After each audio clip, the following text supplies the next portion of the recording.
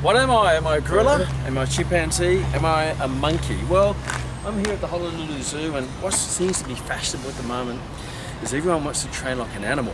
There are classes based on animals, there are exercise techniques based on animals. And being someone who understands anatomy, and if you don't understand it, maybe you should look into the anatomical reasons why we should train like a chimpanzee, or a gorilla, or a donkey, or a dog.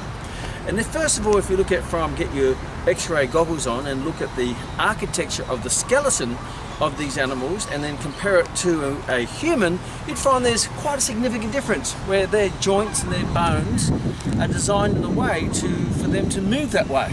A human's skeleton is not designed that way. And then you look at the muscles and the origins and assertions of actions and functions of those animals and see if that replicates a human, and you'd see there's quite a diverse difference. So if I got a gorilla who does this, and I forced him to walk like this all day long, he would probably get back pain because his skeleton is not designed that way. His vertebral column is not designed that way.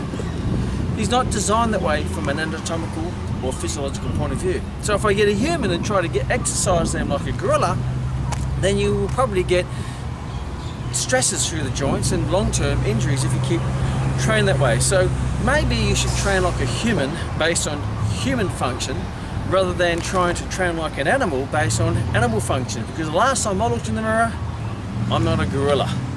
And if you look at yourself in the mirror, I'm sure that you probably find that you're not a giraffe, gorilla, chimpanzee, or maybe snake. You just slither on the ground. You just all roll around the ground. That would be silly, wouldn't it?